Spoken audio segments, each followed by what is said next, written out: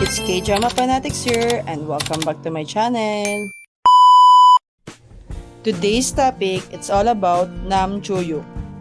Let's get to know more about his profile, facts, and Korean drama list. Don't forget to like and subscribe.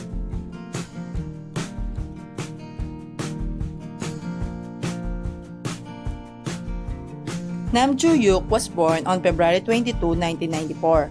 He is now 29 years old. He is from Busan, South Korea. His height is 188 cm and weight is 70 kg. Zodiac sign is Pisces and blood type is A. He is a South Korean actor and model since 2013 to present under management SOOP. Instagram account of Nam Joo-hyuk.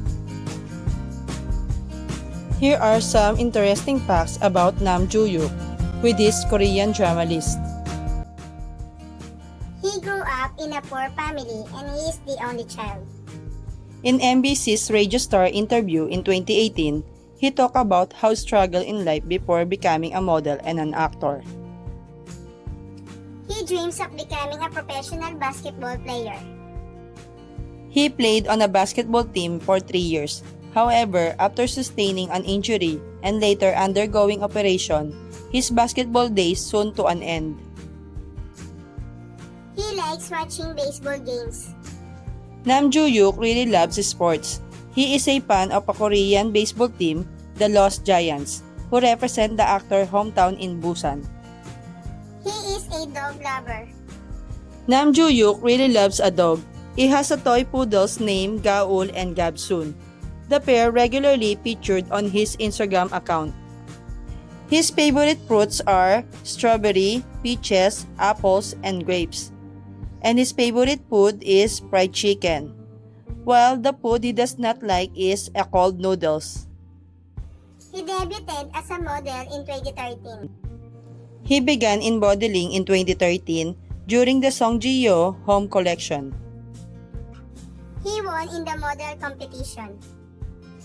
When Nam Joo-hyuk moved to Seoul, he joined the competition top model and ended up winning. He made his acting debut in The Idol Mermaid. The Idol Mermaid, also known as Surplus Princess, Nam Joo-hyuk played the supporting role as Big, a computer genius living in a surplus house where Eileen works at. His rising popularity. In 2015, Nam Joo-hyuk garnered attention with his appearance as the male lead in the KBS drama Who Are You School 2015, while in 2016, he played a supporting role in the college romance series She's in the Trap, and in the historical drama Moon Lovers Scarlet Heart Trio as the role of Becca, the 13th Prince Wang-wook. He got the big break in weightlifting payday Kim Bok-joo. Nam Joo-hyuk, who played the main role as Jung Jun-young. He is a talented swimmer with a playful personality who attends the same university as Kim Bok-joo. He dated his co-star Lee Sung-kyung. Nam Joo-hyuk publicly dated fellow actors and model Lee Sung-kyung for 4 months, confirmed by their agency YG Entertainment. But on August 18, it was announced that he broke up with Lee Sung-kyung. In 2017, he starred in TVN fantasy romance series The Bride of Water God, who played the role as Habek. He learned horseback riding for his first movie. Nam Joo-hyuk first role in a movie entitled The Great Battle. His character had to ride the horse for a few intense scenes. That's why he had to learn horseback riding, showing his dedication to his role. His best friend. Nam Joo-hyuk and fellow actor Jisoo are totally BFF goals. They first met in 2016 on the set of the Moon Lovers Scarlet Heart Trio and quickly became a close friends. In 2019, Nam Joo-hyuk starred in the fantasy romance drama The Light in Your Eyes, receiving positive reviews for his performance. He's the Korean ambassador for the Your Men. The model turned actor continues to make his mark to the fashion world. He was chosen to be the first Korean ambassador for luxury fashion brand Dior Menswear in 2019. In 2020, Nam Joo-hyuk starred in Netflix supernatural crime drama School Nurse Flies, who played the role as Hong In-pyo. On the same year, Nam Joo-hyuk also starred in TVN romance series Startup. He relates to his character in Startup. In Netflix Startup, Nam Joo-hyuk played as Nam Do-san, a former math-whiz turned aspiring entrepreneur.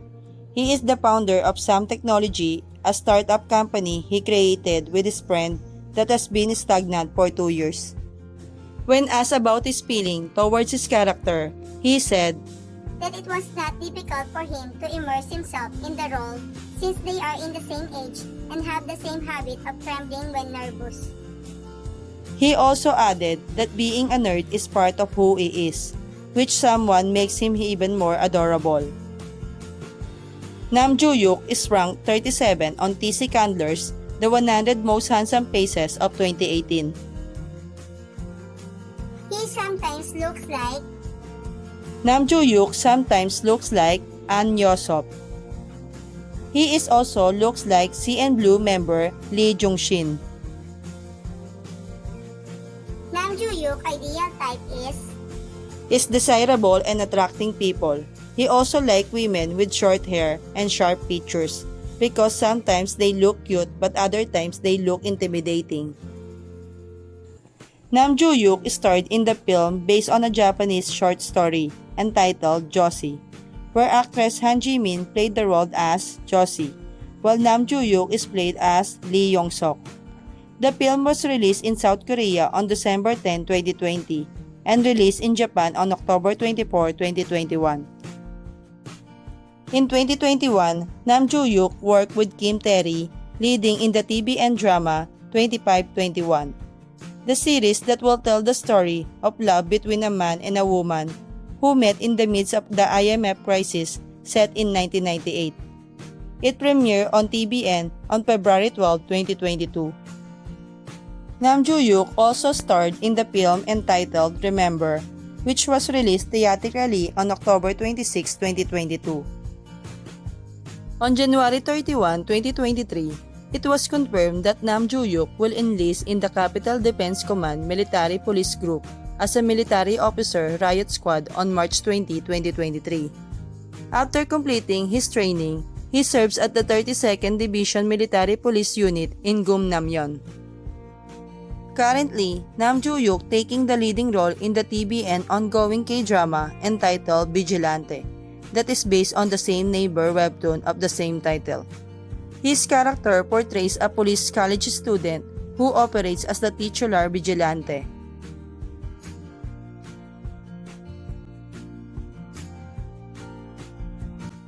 Thank you for watching. Don't forget to subscribe, like, and share.